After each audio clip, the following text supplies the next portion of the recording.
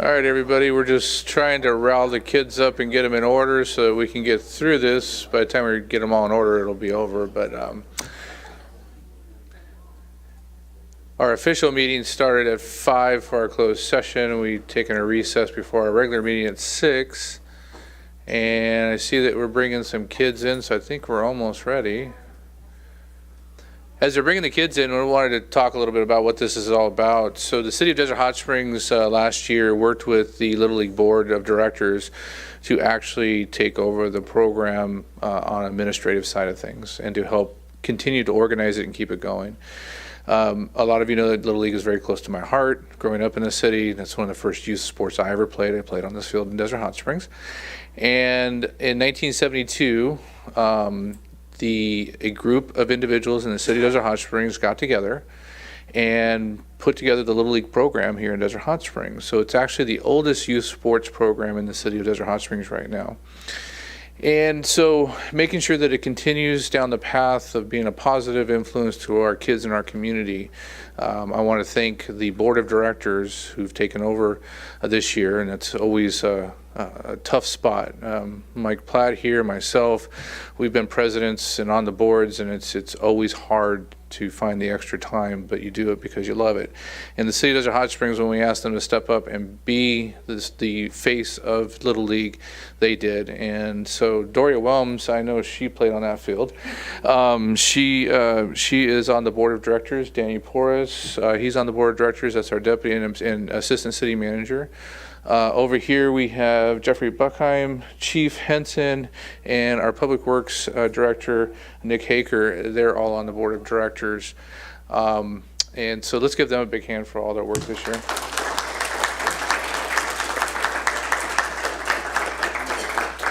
Also can't forget to recognize Roberta Cernick, who's on vacation, well-deserved vacation. She was the president of the organization this year. She kept the administrative portion going. She didn't know a lot about baseball to come in per se, but she got a crash course, as most of us did when we became presidents of Little League. But her right hand, Denise Abrams, sorry. So used to that, I apologize, that's so wrong. Sorry, Denise. Denise Abrams, she's, I don't think there was a night I wasn't out there umpiring or one of my teams was playing that you weren't out there for the most part. And she was the one that kept that field going and kept everybody organized. And thank you for all the extra work you did. Really do. Really appreciate that. Would like to recognize a couple of the volunteers first.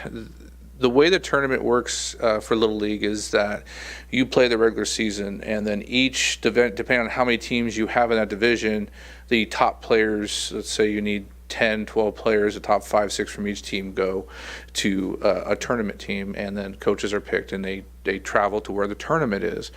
So the City of Desert Hot Springs hosted the rookie tournament this year, and we'll talk a lot about that here in a second.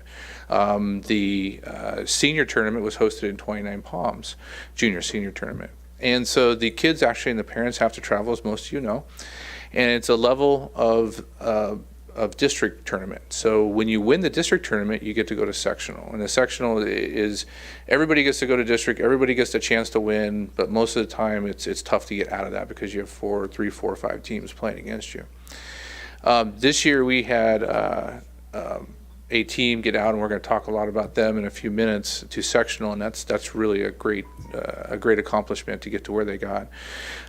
But first, we want to talk about some of the volunteers. And when the tournament's put together, and our rookie tournament was hosted by the City of Desert Hot Springs, you had teams from Yucca Valley, 29 Palms, Banning, and Desert Hot Springs. I think we had 2 teams from Desert Hot Springs. And you have to have a tournament director, but it can't be the president, can't be a board member. So you have to ask someone to do it. And Mike Platt has been a good member of Desert Hot Springs Little League for many years. He's been a president, he's been the assistant district administrator, he's been a volunteer, he's been a coach, umpire, a little bit of everything, and keeps us moving along. And was asked to be the tournament director this year. We wanted to say thank you. Mike, could you come up?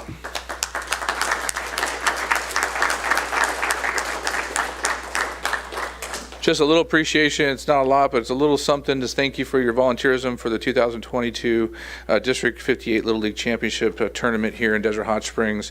A little bit of swag for your coffee mug and a few other things in there, but we wanted to say thank you for what you did for this tournament this year. Thank you so much. you. Vicky and Amy, did they ever show up? I think they might have had to work tonight. Vicky and Amy were two outstanding volunteers that we had in our community. You have to have a tournament director. You need someone to take care of the fields. You need someone to take care of a snack bar, and we really had that on the city side of things. But when it came to scorekeeping, and that's always the tough thing to get, is to find someone that knows how to scorekeep. We all think we do, but once you get that book in front of you, it's a little more difficult sometimes. But Vicky and Amy pretty much kept that going. Amy helped umpire also. We wanted to say thank you to them, and we got a couple nice bags for them also. So let's give them a hand, even though they're not here.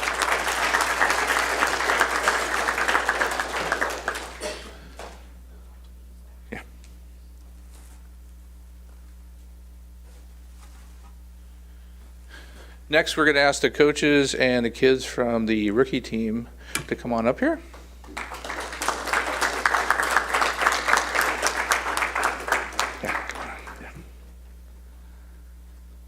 Get you guys to stand behind me here. I'm going to talk a little bit about these guys. So this is, if I'm correct, 8, 9, just 8, 9?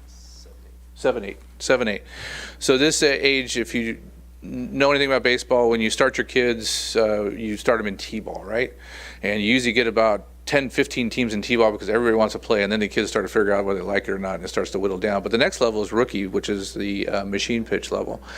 And so these kids get to go out there and play at a certain age, and then they get to be picked for the all-star teams. And we have so many teams playing in this level that we had 2 teams represented at Hot Springs this year.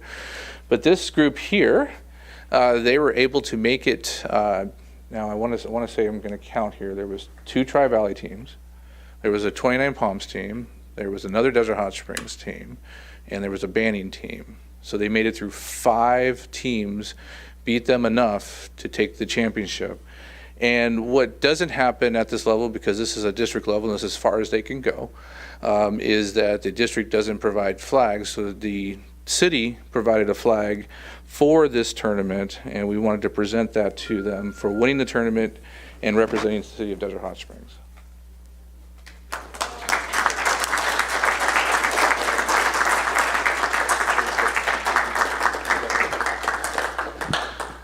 And so we'll give you a few minutes to take some pictures here in a second, and I'll get out of the way. But we wanted to also represent them, let them be able to gloat in this moment for a little bit and be really happy about winning this tournament. And so we put together some swag bags for you guys.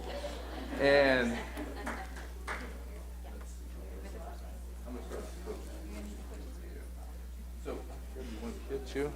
so we, from my office and on behalf of the City Council, we put together for the coaches, thank you for your dedication and determination for the 2022 Little League tournament season. Your inspiration and leadership played an integral part in bringing home the 2022 District 58 Rookie Division Little League Championship. This goes to all the coaches. I believe you guys had 5 or 6 coaches, and it takes a lot because there's a lot of games they have to play, and these guys stepped up, volunteered. We doubled their pay from last year, which was 0, but they did a really good job. They came out here because they have a heart for this community and a heart for our kids. Thank you, coaches.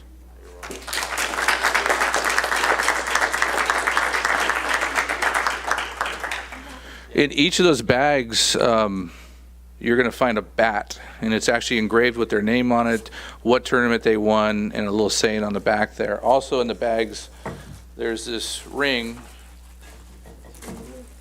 Oh, got one. There's this ring that each of the kids and the coaches will get, so it kind of memorializes the situation.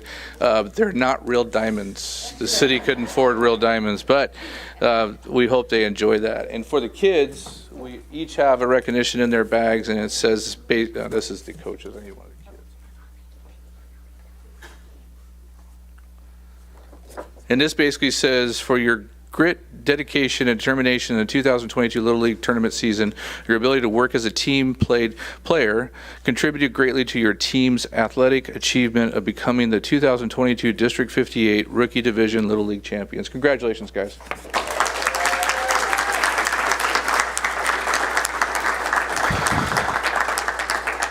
I'm going to get out of the way. Coaches, did you want to say anything about your team?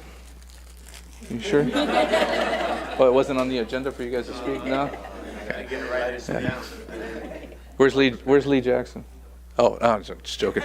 Old friend. I'm going to let these kids back up to the city council there, and you guys, parents, feel free to come forward, take a picture.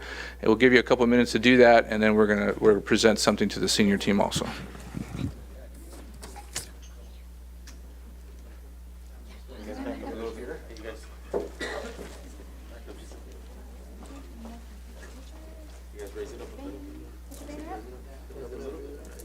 Cover your face.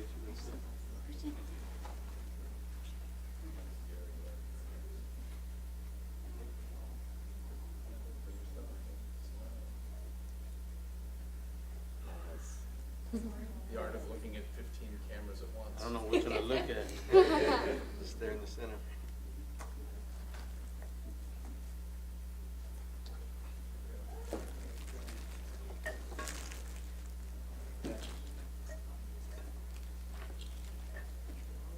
Awesome. Congratulations again. All right, guys, you can take that flag. We're going to follow over there with Danny. Follow Danny over. Come in the same order you guys came. Remember how you guys are in your Stay in line, lines? stay in line, stay in line. Let me get this. I'll hold this real quick.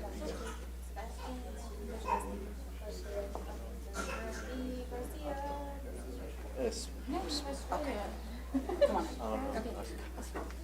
You're gonna go see those gentlemen over there, okay? Go on this way and they're gonna give you your goodies, okay? Congratulations. Good job. Good job.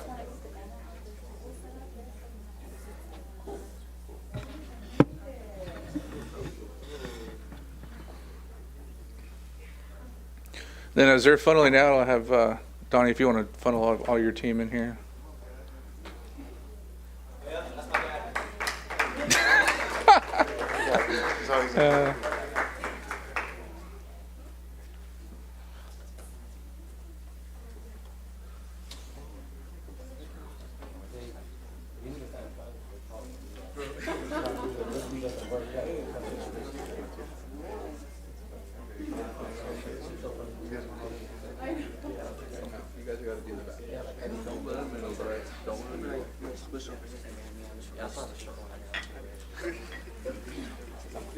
While they're handing that out, can I get some more? Yeah. You guys want to open up that flag and hold it?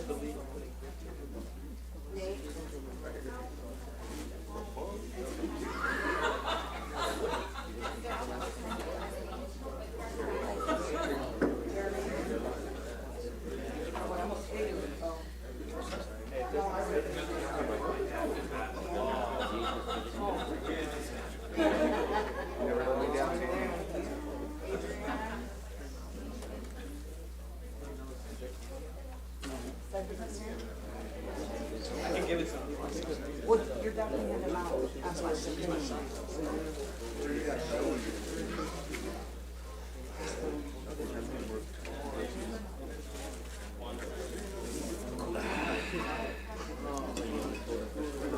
What's your name?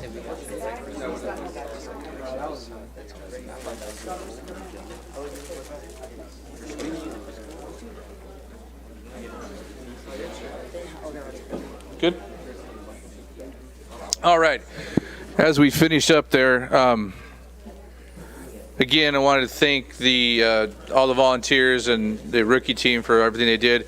But as they progress in Little League, you move up to the next levels. And one of the last levels you can play at is the junior senior level that the city of Desert Hot Springs actually allows. So behind me is the junior senior team for the city of Desert Hot Springs, and they made it all the way to sectionals this year. Let's give them a big round of applause.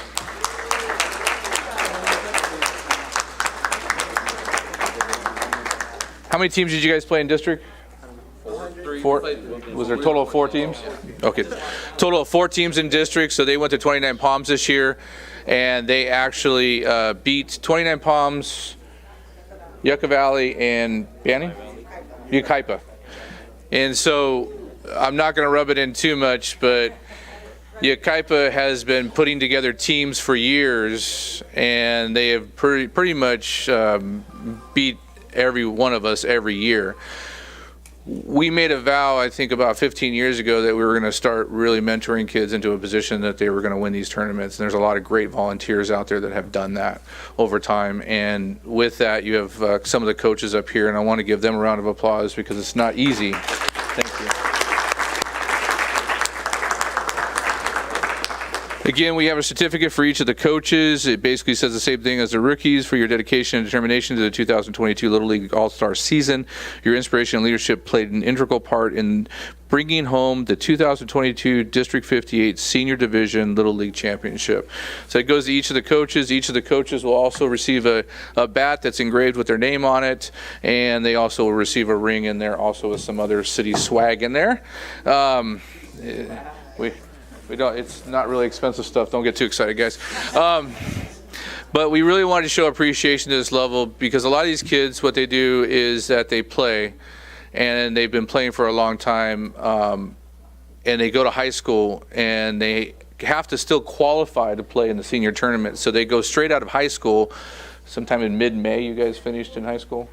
And then they come over to Little League, and they have to play so many games to qualify to get to the senior tournament. So they're putting a lot of time into that sport to make sure that they can make that team. With that said, again, they went to 29 Palms. They were able to beat all the teams and go on to sectional. Where'd you guys go? Norco? Yeah. Norco. And they represented the city of Desert Hot Springs very well. And it only gets tougher as you go higher. But again, not that we're going to brag too much, we beat Yucaipa.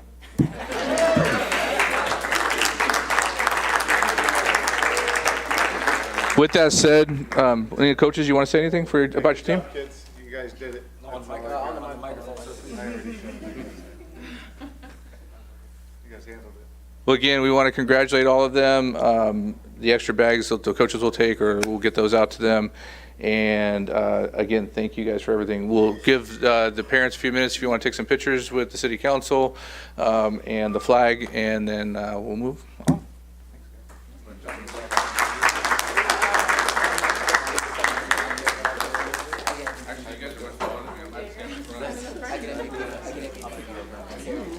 Why don't you guys back up just a little bit so the city council.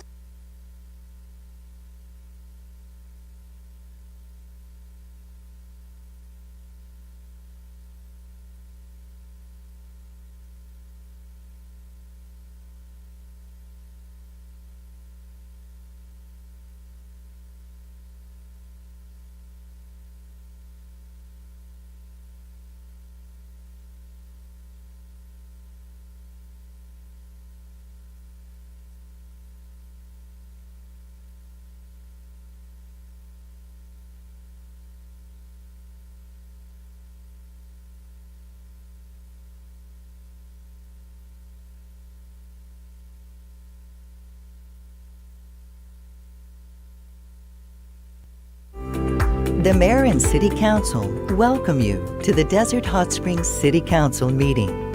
As a courtesy to others, please silence all phones.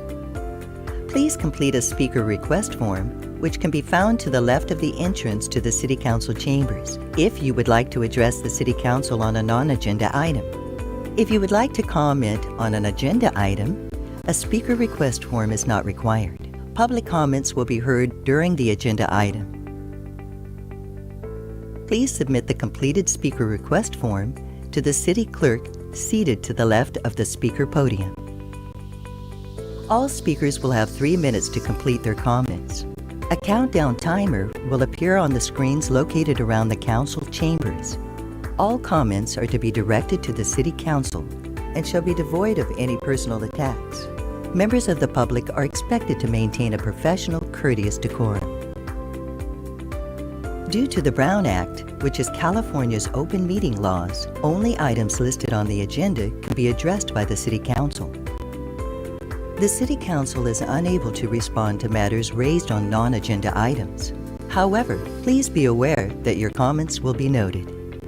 The speaker's name will be called to speak at the appropriate time in the order that the forms are received. Thank you for your interest and participation in the Desert Hot Springs City Council meeting. We'll call the City of Desert Hot Springs regular meeting of the City Council and the City Council serving as a successor agency to the former Redevelopment Agency Board for Tuesday, August 2nd, 2022. This is our 6 p.m. regular session. Roll call, please. Councilmember Betts. Present. Councilmember Nunez. Present. Councilmember Pai. Present. Mayor Pro Tem Gardner. Present. And Mayor Mattis. Present. We only have one item on the agenda tonight. It is, roll call, Pledge of Allegiance. Mr. Betts, would you lead us? Please place your hand over your heart and join me in saluting our nation's flag. Ready, begin.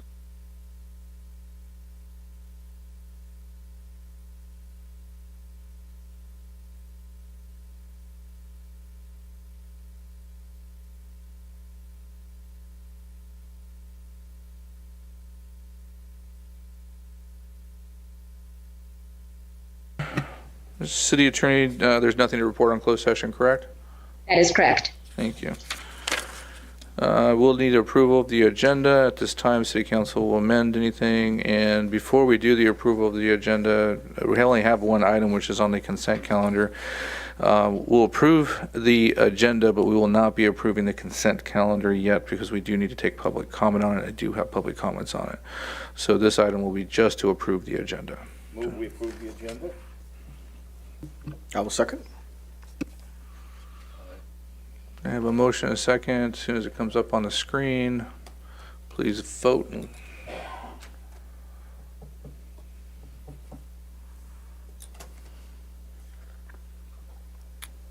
Motion passes unanimously.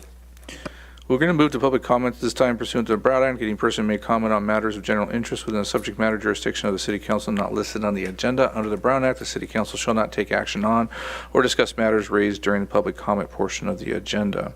All comments are to be directed to the City Council, shall be devoid of any personal attacks. Members of the public are expected to maintain a professional, courteous decorum during public comments. Is anybody here to speak on anything besides the one item that's on the agenda?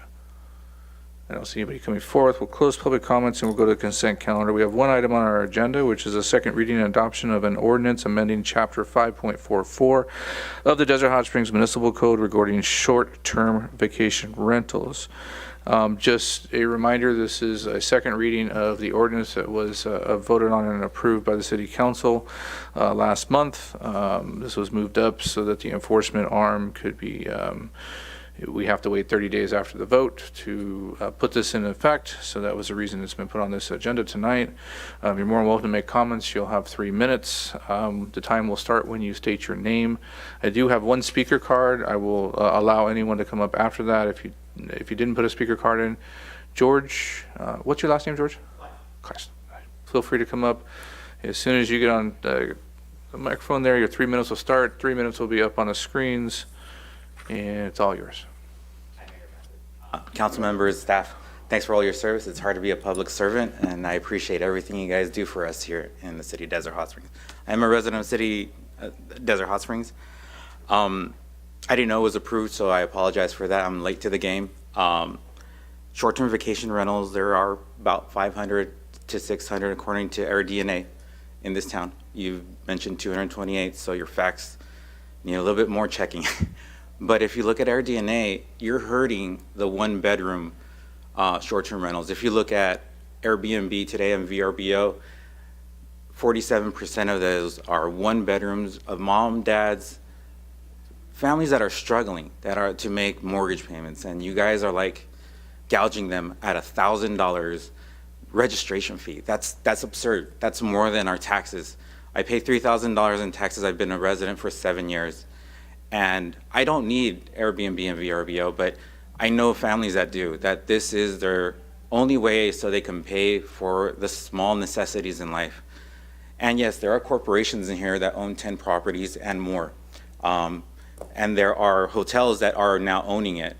There's Wall Street money that's coming into this town. You're hurting the small guy. This has nothing to do with major corporations because they can afford a $5,000 fine. You put a $5,000 fine on somebody's personal house, and they might not have a house next year. 5 years after that, it goes into auction and they sell it. So they're no longer homeowners because every time they're penalized. Now, as public servants, you've all sworn to uphold the Constitution of America. The right to ownership has a bundle of rights, and renting is one of those bundle of rights. You can't tell people you can't rent it out. If they have 2 of those, you're gonna deny them a license so that they can go and make a living for their families. Most of our migrants, 47% of our population, is under either some form of transition. They are either farm workers in Mecca who have to transition to Washington, so they're not home, so they rent their home so they can continue to make mortgages. These are the people that you're attacking. Make no mistake about it. This is not a good thing. You restricting people and how we make money for our families here in town is not the model of Palm Springs. That's a $1.5 million house versus a $300,000 house. There's no gain economically other than the wallet. The 3 parties that are involved here, the private parties, the security company, you can hire police officers. They'll make $175. There's a law in there that allows for them. If there's an alarm that goes off, it's $125 to $225 every time there's an alarm that's clicked on there. The fire marshal should be the one that does the occupancy certs on those. Because there's 160 people that can be in here, well, why can't the fire marshal go in there? If you go into the 118 homes that are in there, and my time's almost up, so I apologize. I'm kind of speeding up.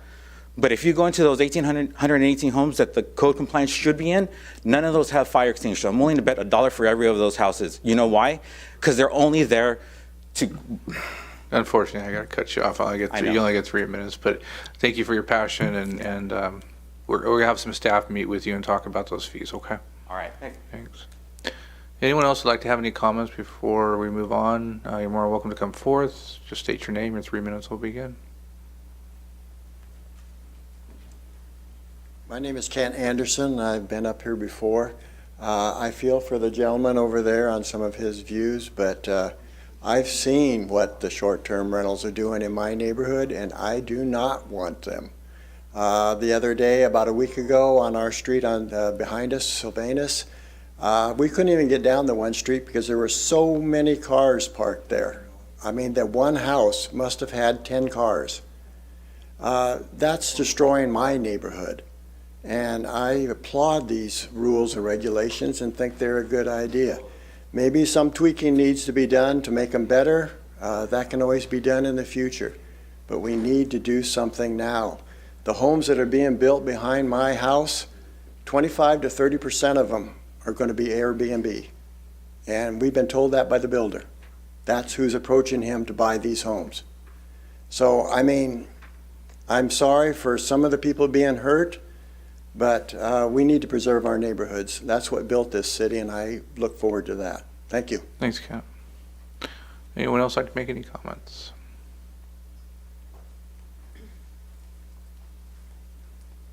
Good afternoon, everybody. My name is Andrew Ruff. I've spoken to you before. I do rent my place out here on a short-term basis. Not a corporation, just a normal homeowner.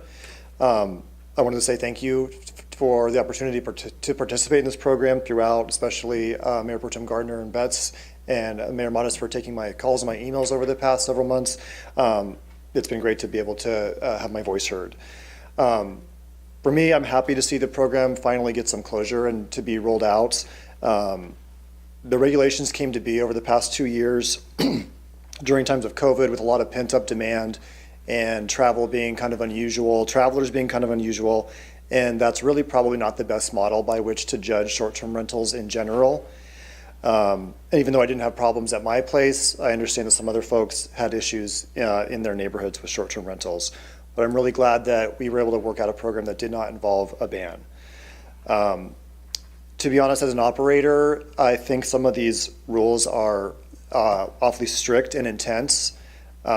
I understand tonight we're not entertaining any more changes. I'm just going to offer that I'm hoping for some patience and some grace and some understanding as this program is rolled out from everybody, from rental operators and neighbors and the city and code enforcement, because there's going to be a learning curve and there's going to be some growing pains as these things come underway. And I just want to hope that there's going to be a process and a smooth transition and an understanding that there's going to be some challenges and we can get through them in a neighborly, responsible way, which is how I always try to run my property. Thank you. Thank you, Andrew. Anyone else?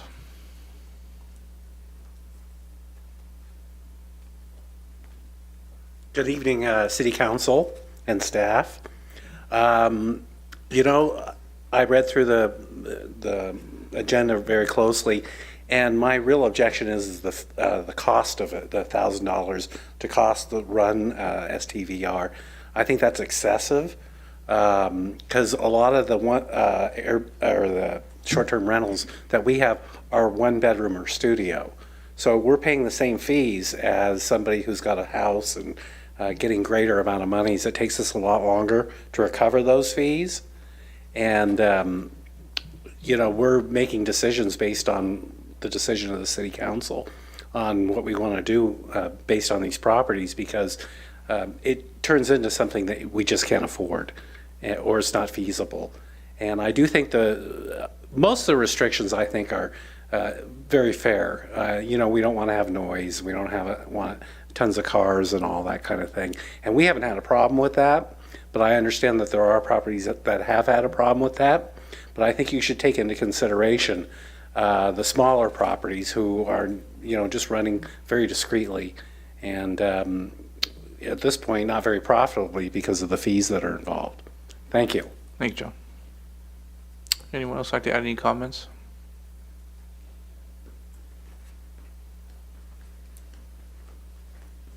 Hello, I'm here to read a statement from my neighbor. Hi, my name is Violetta Najarian. Due to COVID, I was not able to be present physically at the meeting today. Therefore, I asked my neighbor if he would represent me. I own 2 properties here in Desert Hot Springs. I bought these properties early this year for my retirement and also for my kids and I to enjoy with our families and friends as a small getaway from our busy lives. We will also be giving the house for rent partially through Airbnb whenever we are not going to be using it. I understand the council is trying to pass a law for zero noise tolerance outside during the day. I want to know how fair this is going to be for people like me who pay our taxes and follow the rules but can't enjoy ourselves when we are there with minimal noise or little low-key music outside.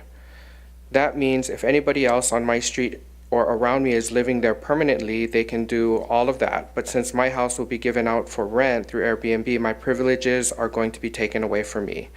This seems unfair and discriminating against me as a homeowner here in Desert Hot Springs.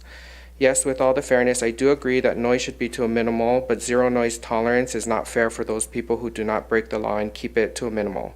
Don't punish everyone because of one bad apple in the group. Please let us enjoy our homes with our family, friends, with fair guidelines for everyone. Thank you. Thank you. That's being a good neighbor right there. Anyone else?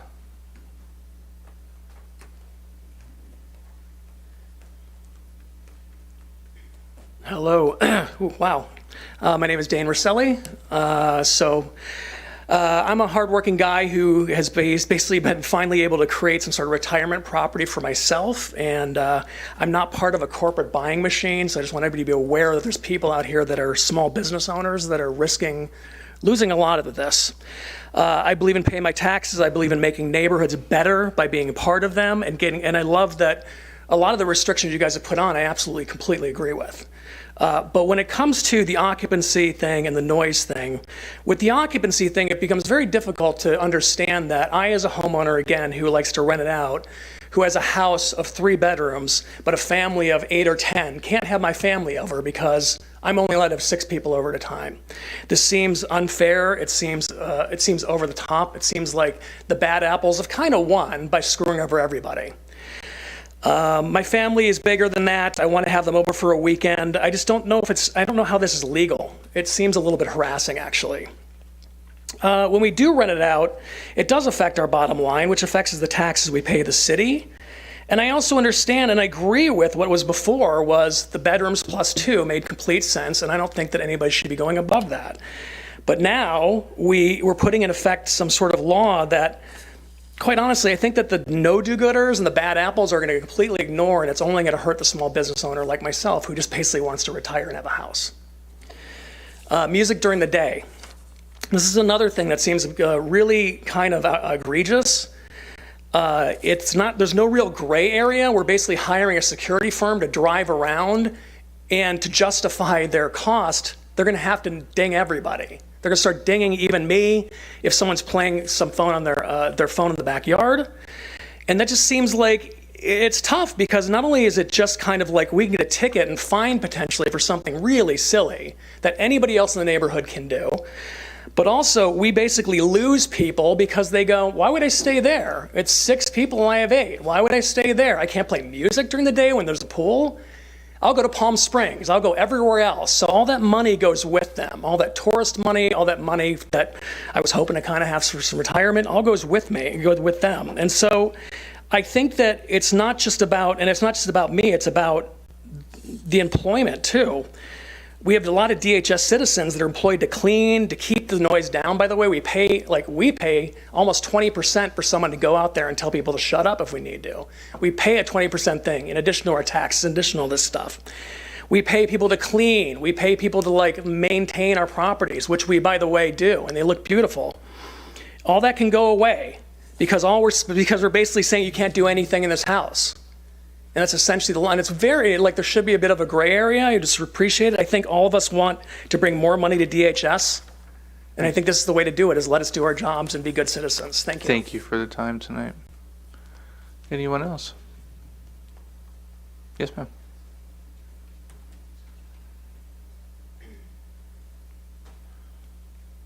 Good evening, dear council. I am here to pinpoint and maybe offer some changes to the newly offered ordinance. First one came to my attention is trash. Maybe you should implement what Palm Springs has been doing, the walk-in pickup service at an extra charge to a homeowner. And I believe they're providing it through Desert Valley Disposal, and Bertec does it too. Number 2, total overnight occupancy shall have maybe 2+ for children, like Palm Springs and many other cities do. Number 3, citations should be given to responsible parties. Parties licensed directly to the guest itself, like Palm Springs, Big Bear, and all other cities do. They actually give the citation to the guest instead of the homeowner, which is what I understood from the last meeting. Noise violation is not clear to me. 2 noise violations, violation citations in 6 months, or total of 2 citations for the life of the license or the permit. This is not very clear to me. And what happens after 6 months? Does the homeowner apply for a new license or a renewal? Number 6, I wanted to bring the 5.44.040 on the agency. You guys are requiring the manager or 24/7 to have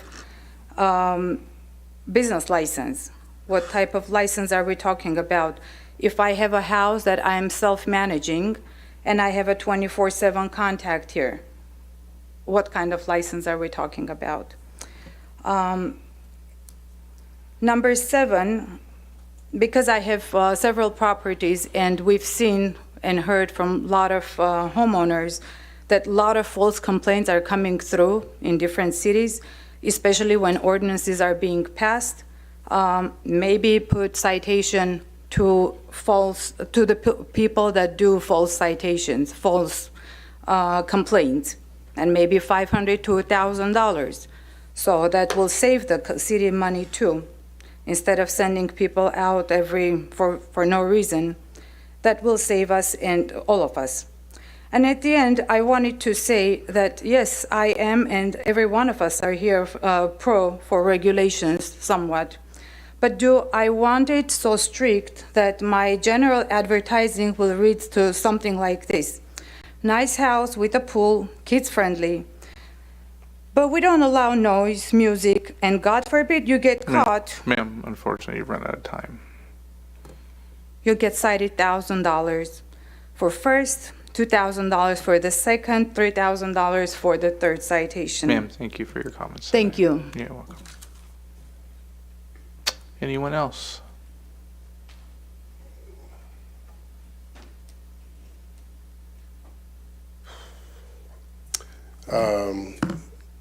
Hi, my name is Walter, and I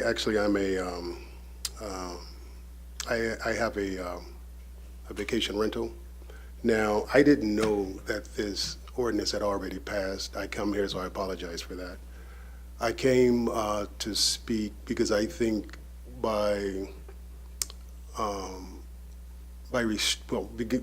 becoming so strict with the rules, I think you guys are making a colossal mistake. I think you guys are trying to follow in the same path of Palm Springs, Palm Desert, La Quinta, Indian Wells. And I think you guys are making a mistake because Desert Hot Springs is not that. Desert Hot Springs is a city that has tremendous opportunity. And I think we're in a unique position because of what Palm Springs and the others have done on the other side of the freeway.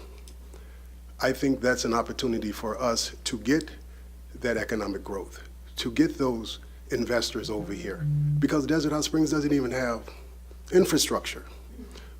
And this is an opportunity for us to have that flow of people coming in, where they come to this city and they spend money in this city that will cause new restaurants, investors to put new restaurants in. I think you guys are economically choking this city. And I think it's it's like the old adage, the old saying goes, you know, what is it, like hell is paved with good intentions or something of that nature. And I think you guys are making huge mistakes. And I just wish you guys would have thought this through, because you had a tremendous opportunity to change this city in the right way. And you guys are now putting the city, slowing the city up. You're keeping investors out of this city, you know. And it's disappointing, because I moved here about 9 years ago because I saw the opportunity of this city. And I come from, you know, Encino, California, which is, it's a nice place in LA County. I come here because I see all the things that this city needs. And I just wanted to come to a place where I can possibly have a positive influence on a little small town like this here. And now what you guys are doing is trying to copy the other side of the freeway, and you're not that. You don't have anything here, you know, and but you have a great landscape. You have, you know, this actually should be one of the best cities in the town, in Coachella Valley. It's got a beautiful landscape with $1 million views in the mountain, but people are not coming over here buying and taking advantage of it because it's hard to do business in this city. And you guys need to open up this city and say it's a place to do business. And then once it grows. Appreciate your comments. 3 minutes are up. I really appreciate your comments. Thank you, sir. Anyone else? Good evening. I was here last time speaking about the same issue, and I want to reiterate one of the points that speaker before me spoke about it, is let me tell you how Airbnb works. So when somebody from LA goes to Airbnb, they don't type in Desert Hot Springs. Nobody in LA knows where the Desert Hot Springs is. What they do, they type in Palm Springs, and they are given options: Desert Hot Springs, Indio, Palm Springs, and they are left with a choice. And just like that speaker says, why would they choose the house which says no parties, no music, no like 6 people for a 3-bedroom house? They can go ahead and choose Palm Springs or Indio. What I'm trying to say is Desert Hot Springs right now in a competition. There is a competition between Indio, Palm Springs to obtain all these tourists, all these potential tourists that are coming in. And instead of us as like an up-and-coming city, growing city, try to compete with those cities and try to make the regulation a bit relaxed, what we are doing, we are straightening those regulations so nobody's going to come. So then don't get shocked if 1 or 2 later those tax incomes will get lower, because they will. After those regulations pass, tax incomes would get lower. And why is it important? All you read about Desert Hot Springs in the news is crime. You cannot go around like in a bus and not get murdered. You cannot go to post office and not get robbed. Those are the articles that come in the Palm Springs, Desert Hot Springs. Those are the real issues we have in this city. But instead, instead of taking care of those issues, we are worried about like if it's 6 people or 8 people, if there is a small music going outside or there is no small music going outside. What I'm saying is, let us, as STVRs, help you with tax money so that we can combat the real issues. We have real issues in this city, but we are running and chasing like small operators. Nobody here has 10 houses. Tell me one operator that has 10 houses. There is no big operators in the Desert Hot Springs. There is like small mom and pops. People have maximum 3-4 houses. There is no 10 house operators in Desert Hot Springs. And can somebody please explain me how multiple cars are ruining the neighborhood? Because I cannot understand how the multiple cars are.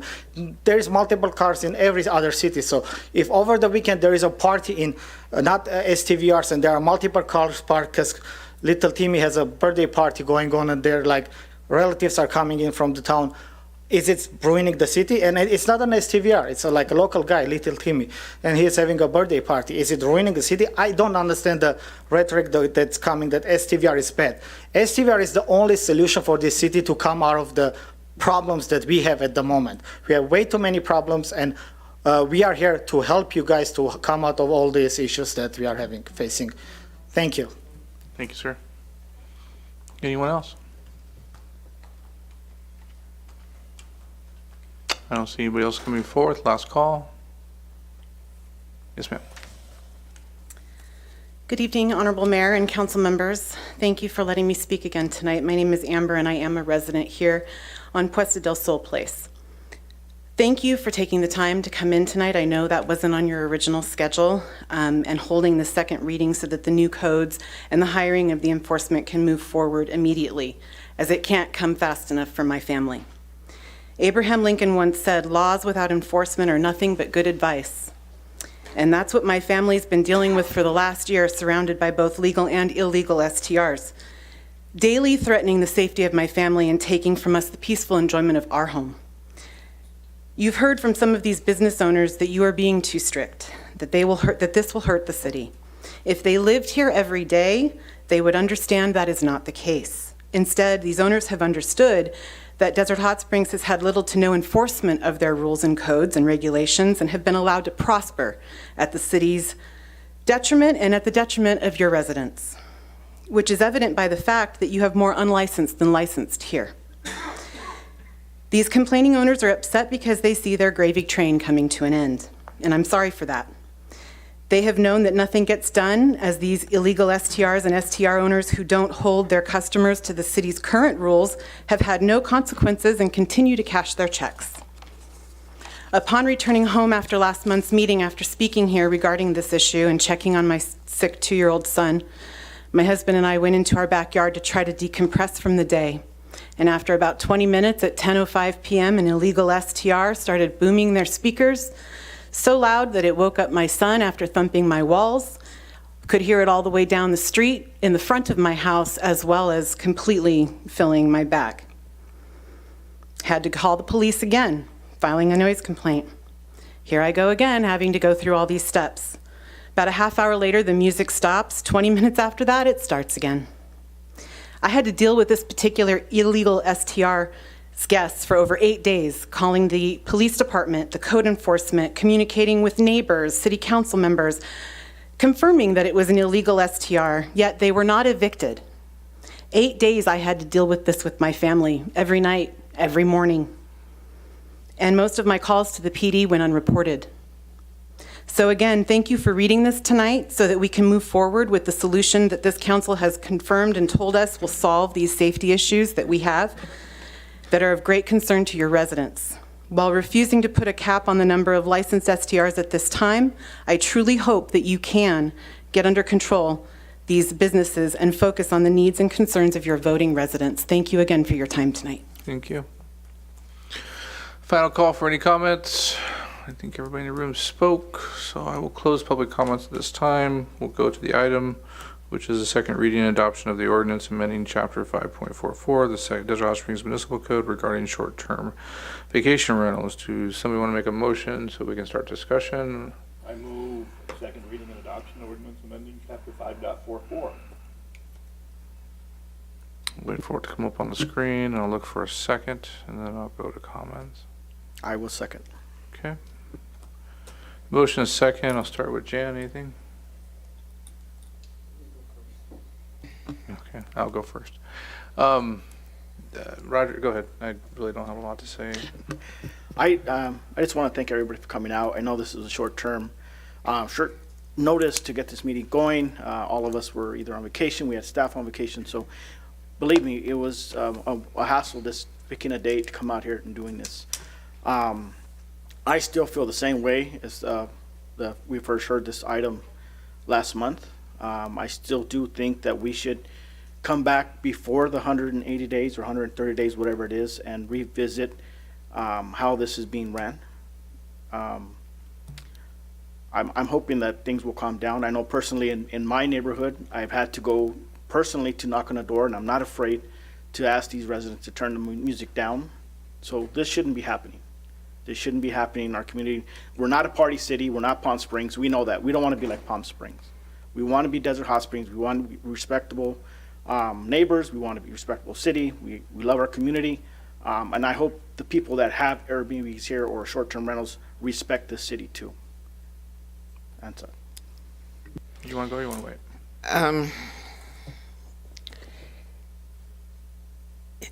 As one of the people said, it's a learning curve.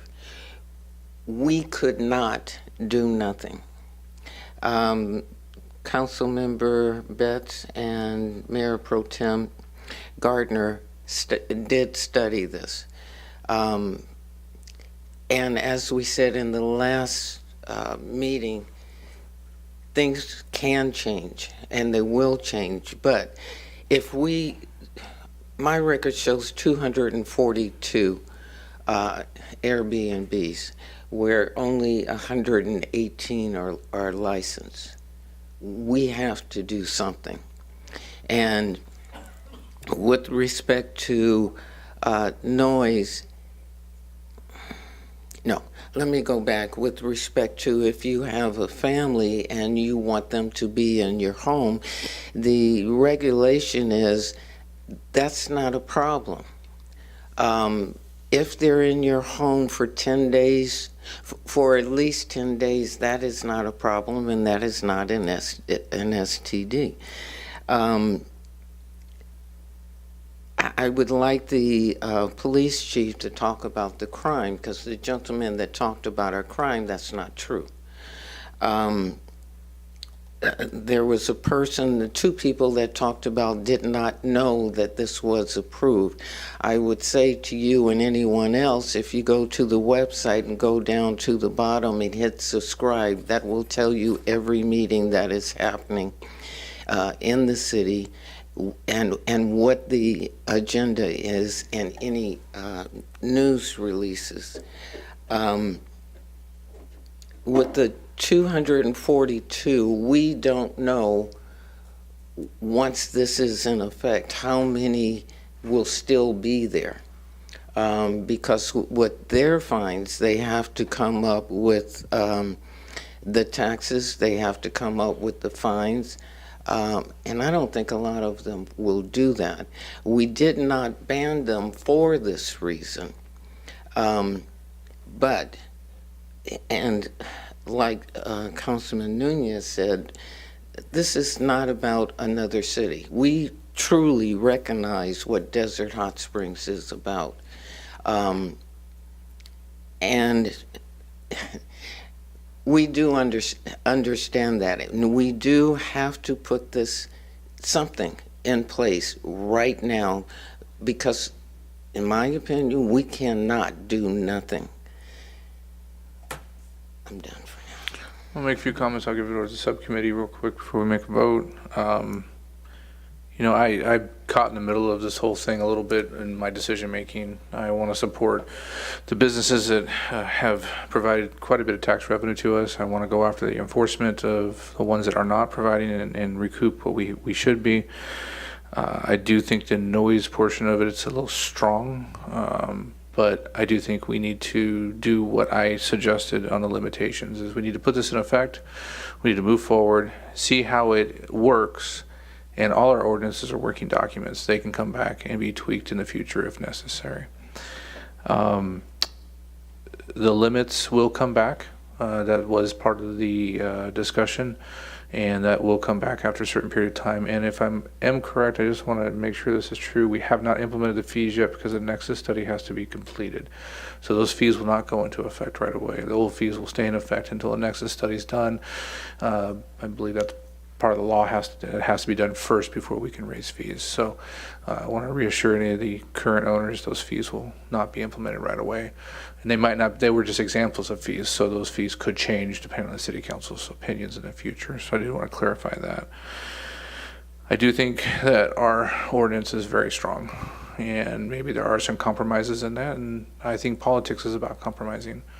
I believe the reason we're here today is because we're compromising on the fact that this ordinance needs to go into effect in 30 days so that we have some enforcement to go with the enforcement arm that's being hired right now.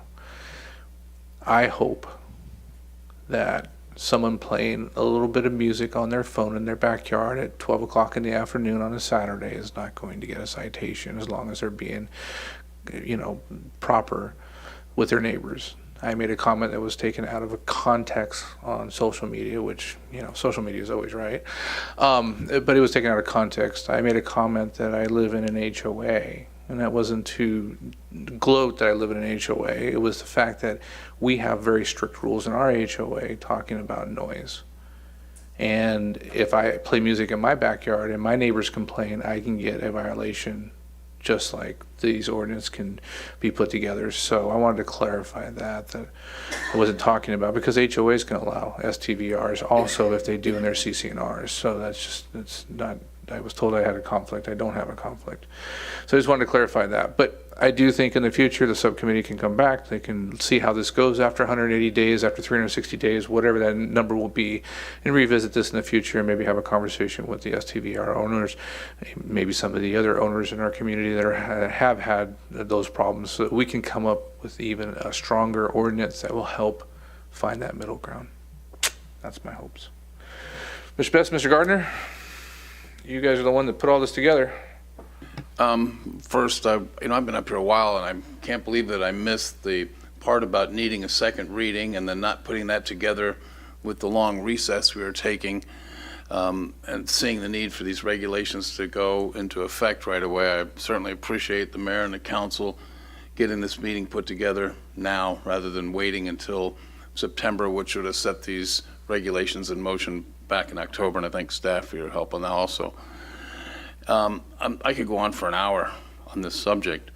I'm not gonna, but as I hear, there's people listening on TV, and as I hear some of the comments coming forward, I know there's people screaming at their screens, with like the suggestion, well, why can't we advertise that we're having wild raging parties? That's why people want to rent these places.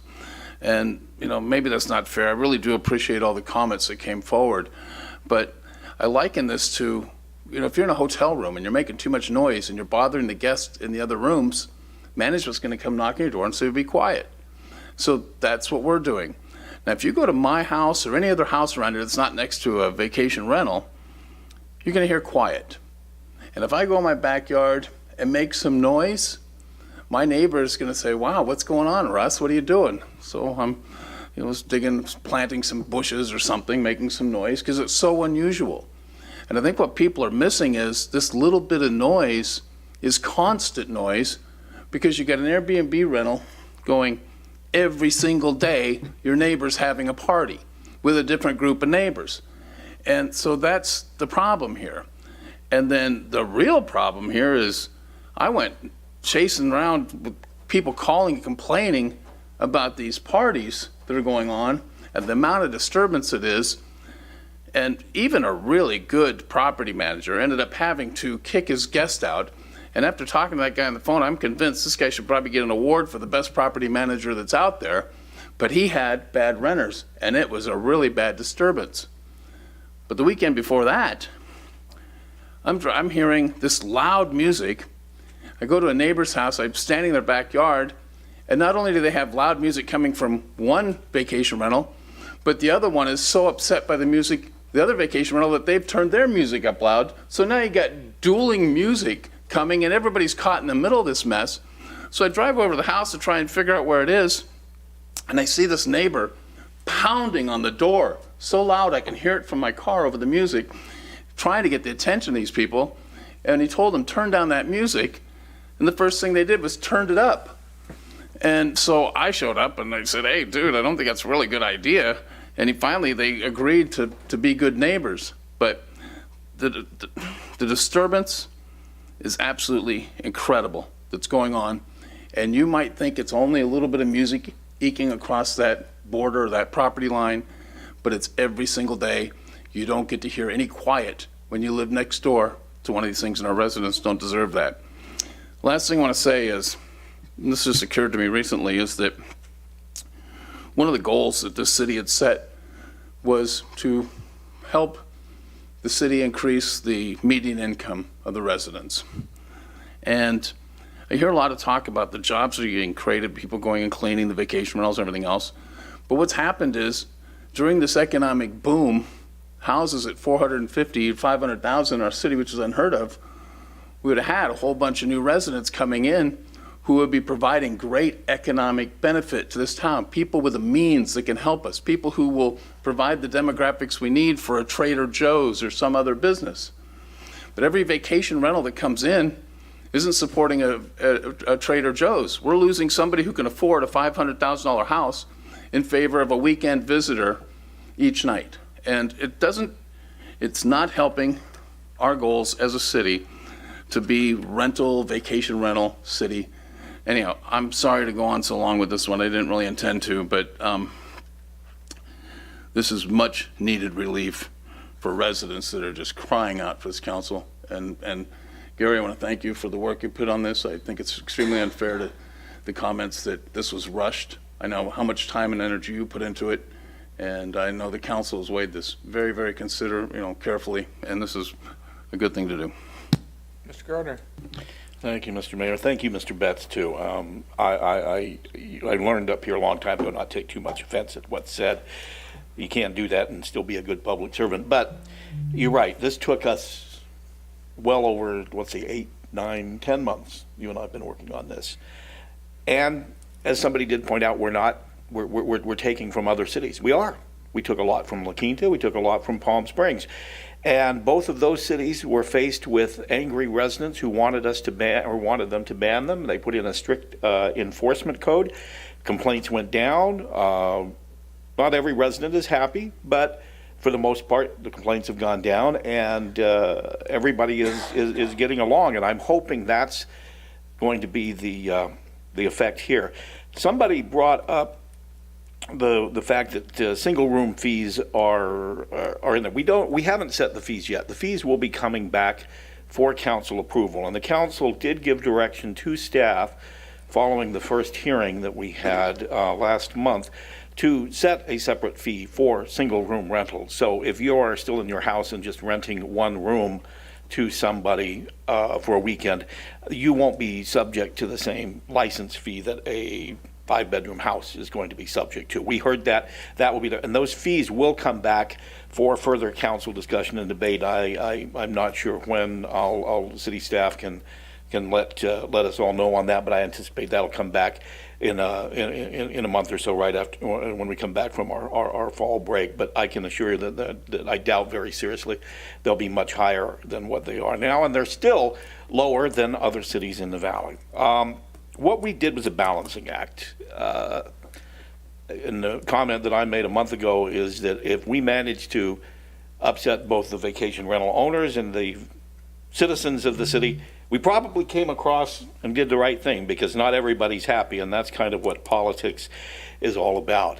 One other concern that was raised is the fines for violation. And I've clarified this a couple of times with people who have asked that.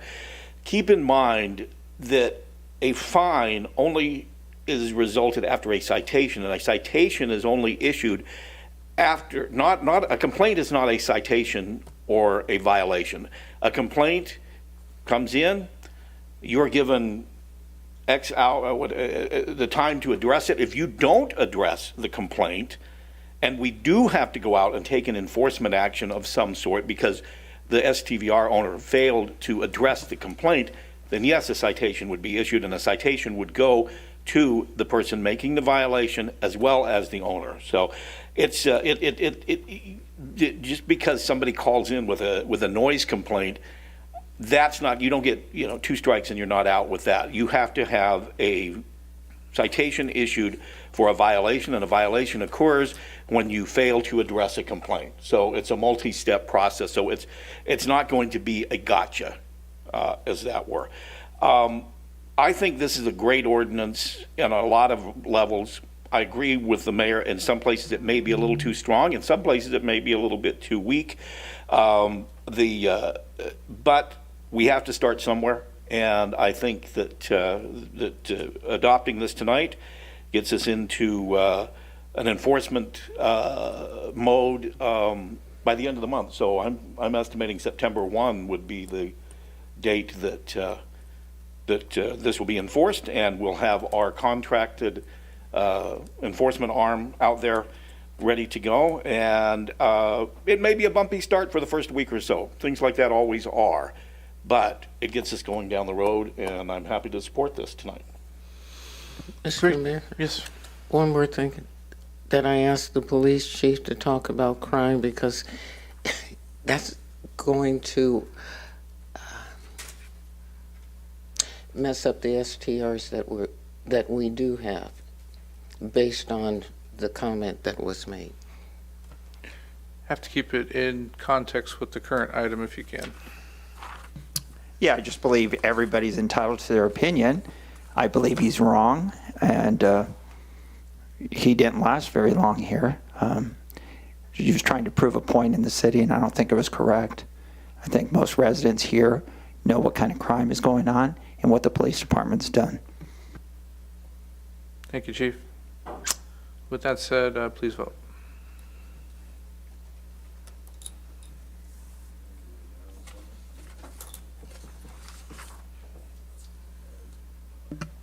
Motion passes unanimously. Do we need to read it? Yes, this is the second reading of an ordinance of the City Council of the City of Desert Hot Springs, California, amending Chapter 5.44 of the Desert Hot Springs Municipal Code regarding short-term vacation rentals. The ordinance shall go into effect in 30 days. And just before we adjourn, the city is dark for the rest of the month on city council meetings. There is a planning commission meeting scheduled for August 9th, and the next city council meeting is scheduled for September 6th. Please enjoy the rest of the month off. You aren't going to call another meeting, are you? If you don't pressure me.